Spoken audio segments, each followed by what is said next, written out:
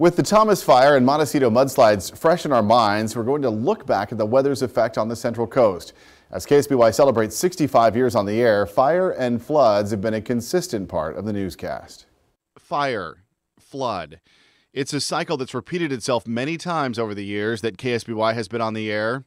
Soothing waves and sunny skies, the Central Coast is known for its mild weather. But the desire for sunshine and the need for water are sometimes at odds. To store the rain when it comes, the Salinas Reservoir was built in the 1940s. Whale Rock and Lopez came in the 70s. In 1976, they were put to the test for the first time. San Luis Obispo County got half its normal rainfall. On a day-to-day basis, we would wake up in the morning and look at the water tanks and not know if there was enough water to make it through the day. Again, in 1987, the sunshine we all crave came at the expense of rain and led to drought. It would continue in 1990. Santa Barbara got just a third of its normal rainfall, and San Luis Obispo just 13 inches, about half the average.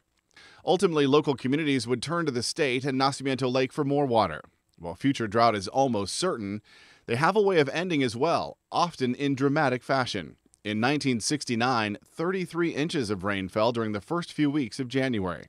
Old Creek decided to come down Choro Street, and it came down, cut across the corner of our lot. So we had 2 inches of water inside the house.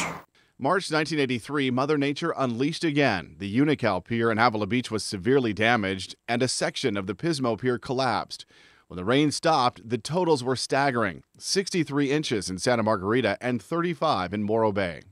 And that was probably the most significant storm that we've ever witnessed here along the Central Coast. Then came the miracle March rains of 1991. Almost a foot of rain fell in just that month. In 1995, a complex weather system delivered a phenomenal series of storms. In January, Santa Barbara Mission Creek turned city streets into waterways. Then in March, San Luis County saw its creeks and roads turn to raging rivers. Downtown Cambria disappeared underwater, damaging nearly 100 businesses.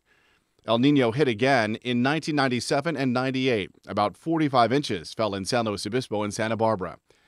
Often in between drought and floods come fire. Some of the largest fires in the state have burned across the Central Coast. In 1985, Las Politas fire, which burned 75,000 acres and destroyed 10 homes. Then in June 1990, a fire started in the mountains above Santa Barbara in a small residential area called Painted Cave. Suddenly, the fire headed downhill, pushed by 60-mile-an-hour winds. Instead of stopping the flames, the main concern became getting out of the way. 101 became a parking lot. The freeway literally stopped because people couldn't move. You know, the smoke was so thick going across it. People just stopped their cars and got out and ran. 400 homes were destroyed and 1 person died.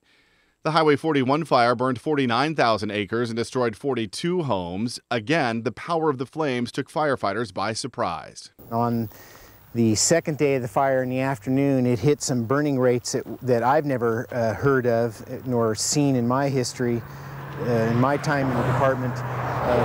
2 acres a second, which computes to 7,000 acres an hour. In the afternoon, it cranked off 21,000 acres in a matter of 3 hours.